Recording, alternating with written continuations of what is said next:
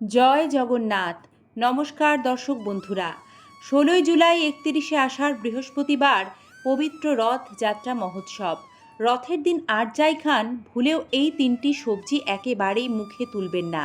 শাস্ত্রে এর ওপর নিষেধাজ্ঞা রয়েছে। জানেন কি রথের দিন কোন তিনটি সবজি নিষিদ্ধ এবং কেন খেতে নেই? সঠিক তথ্য দেখুন আজকের এ পর্বে। সিংহরায় ডোরবেল সনাতনী বার্তা তথ্য সমৃদ্ধ নতুন একটি ভিডিওতে সকল দর্শক বন্ধুকে স্বাগত জানায়। চলুন যাওয়া যাক মূল পর্বে।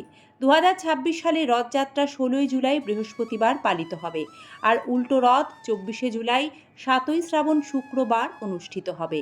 দর্শক বন্ধুরা, হিন্দু সনাতন ধর্মের রথযাত্রা মহোৎসব অত্যন্ত গুরুত্বপূর্ণ একটি বিশেষ উৎসব। আর হিন্দু সনাতন ধর্মে যে কোনো উৎসব বা পুজো পার্বণের ক্ষেত্রে যে খাদ্যের বিধিনিষেধ সেটি মূলত আরোপিত হয় সেটি কোন তিথিতে পড়েছে সেটির ওপর নির্ভর করে।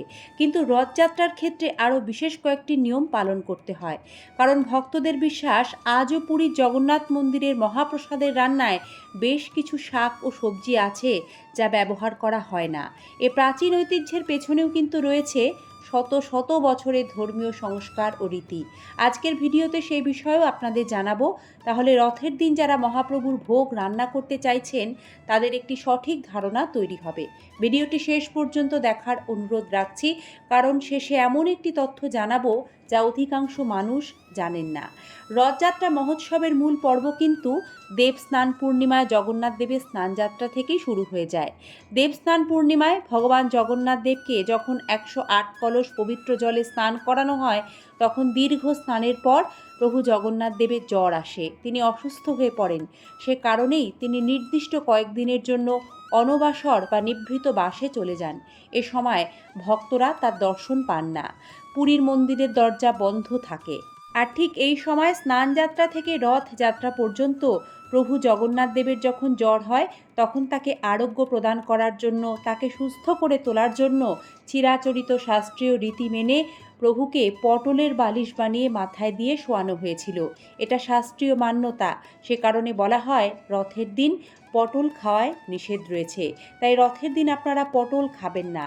এটি যে শুধু খাদ্যের বিধিনিষেধ তাই নয়, একটু গভীরভাবে যদি চিন্তা করে দেখা যায় তাহলে এটি হলো প্রভু শ্রী জগন্নাথ দেবের প্রতি আমাদের শ্রদ্ধা প্রদর্শনের একটি বিশেষ দিক। দ্বিতীয়, রথযাত্রার বিশেষ দিনে কোনো রকম তেতো খাবার খাবেন না। যেমন ধরুন করলা, নিম, কোনো কষা স্বাদের খাবার এই দিন খেতে নেই। জগন্নাথ দেবের যে বিগ্রহ সেটি কিন্তু নিম কাঠ দিয়েই তৈরি হয়। তাই বলা হয় রথের দিন কোনো রকম তেতো খাবার বা শাকসবজি ভুলেও গ্রহণ না করতে। এতে সম্পর্কেও তিক্ততা আসে। তৃতীয়, কলমি শাক। রথের দিন ভুল করেও কলমি শাক খাবেন না, কারণ জ্বরের সময় কলমি শাকের বিছানায় জগন্নাথ দেব শুয়েছিলেন, বলা হয় তাই রথের দিন কলমি শাক খেতে নেই।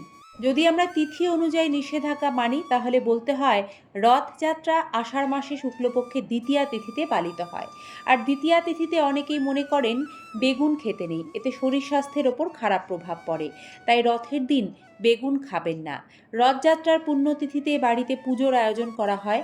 পুজোর বিশেষ দিনগুলিতে পুঁই শাক বর্জন করার পরামর্শ দেওয়া হয়। তাই রথের দিন পুঁই শাক বর্জন করুন। এছাড়াও কিছু ঐতিহ্যগত তালিকা রয়েছে যা পুরীর জগন্নাথ মন্দিরে মহাপ্রসাদে এখনও ব্যবহার করা হয় না। সেগুলি কি কি জেনে নেওয়া যাক। টমেটো ব্যবহার করা হয় না, মনে করা হয় কারণ এটি অপেক্ষাকৃত পরে ভারতে প্রচলিত হওয়া বিদেশি ফসল হিসেবে বিবেচিত। এছাড়াও ঐতিহ্যগত তালিকায় রয়েছে আলু, ফুলকপি, বাঁধাকপি, যা জগন্নাথ মন্দিরে মহাপ্রভুর মহাপ্রসাদে ব্যবহার হয় না। এছাড়াও রয়েছে গাজর, বিট, ভুট্টা, কাঁচা মটর, শিম, ঢ্যাঁড়স, করলা, শসা ইত্যাদি। বিশেষত জগন্নাথ মন্দিরের মহাপ্রসাদের রান্নার প্রেক্ষাপটে এই নিষেধাজ্ঞার তালিকা। এটি যদিও মন্দিরের নিজস্ব প্রাচীন রন্ধন প্রথা। যারা মহাপ্রভুর ভোগ রান্না করবেন রথযাত্রার দিন এই বিষয়গুলি অবশ্যই মাথায় রাখতে হবে। রথযাত্রার মূল শিক্ষাই হলো ভক্তি, শুদ্ধ মন, সৎ আচরণ। তাই রথযাত্রার দিন নিরামিষ, সাত্ত্বিক আহার গ্রহণ, ভগবান জগন্নাথের নাম স্মরণ, মহাপ্রসাদ গ্রহণকে বিশেষ গুরুত্ব দেওয়া হয়। এই সকল নিয়ম মানলে গৃহস্থের কল্যাণ হয় এবং জগন্নাথ দেবের কৃপা বর্ষিত হয়। কমেন্টে সকলে লিখবেন জয় জগন্নাথ। রথযাত্রার প্রধান কাজই হলো রথের দড়ি স্পর্শ করা। রথ টানা হচ্ছে তা দেখা।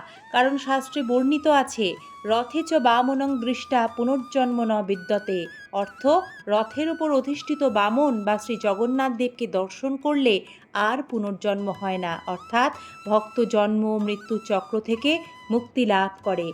জয় জগন্নাথ। শুভ রথ যাত্রা মহোৎসবের আন্তরিক প্রীতি ও শুভেচ্ছা জানিয়ে এই পর্বটি শেষ করছি। এর পরেও কারো কিছু জিজ্ঞাসা থাকলে কমেন্ট বক্সে আপনাদের মূল্যবান প্রশ্ন রাখবেন, আমরা সচেষ্ট থাকব উত্তর দিতে। ভালো থাকবেন। নমস্কার।